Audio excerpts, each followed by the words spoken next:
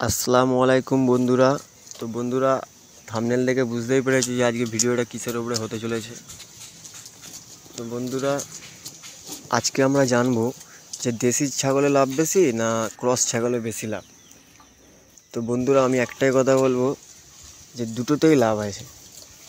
যেমন ধরুন, দেশি ছাগলে একটু খাওয়া দাওয়ার খরচাটা বা রোগ ব্যাধির খরচাটা ধরুন যতটা সেভ হবে, ক্রস ছাগলে ততটা রোগ ব্যাধি বা খাওয়া খরচাটা ততটা করতে হবে আপনাকে, কিন্তু দামের দিক দিয়ে সেটা পুষিয়ে যায়। বন্ধুরা, আমরা নতুন যারা খামারি করব তাদেরকে আমি একটাই কথা বলবো যে দেশি দিয়েই শুরু করা বেটার হবে।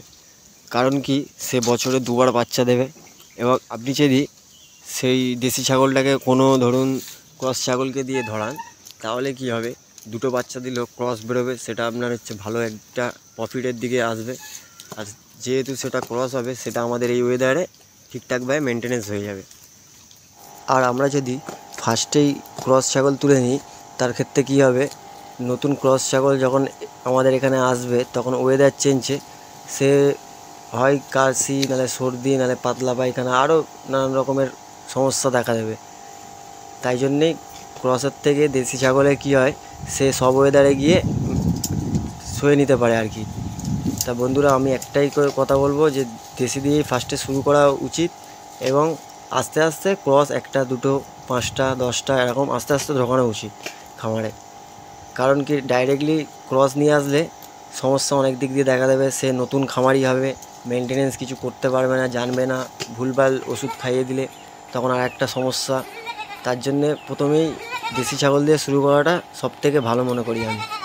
কারণ দেখুন, আমিও দেশি দিয়েই ফার্স্টে শুরু করেছি।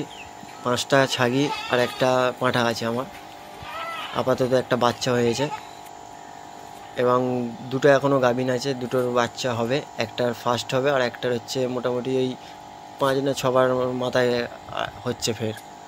তো দেখা যাক ইনশাল্লাহ কটা বাচ্চা হয়। বন্ধুরা, ভিডিওটা যদি একটু ভালো লাগে তো লাইক, শেয়ার অ্যান্ড সাবস্ক্রাইব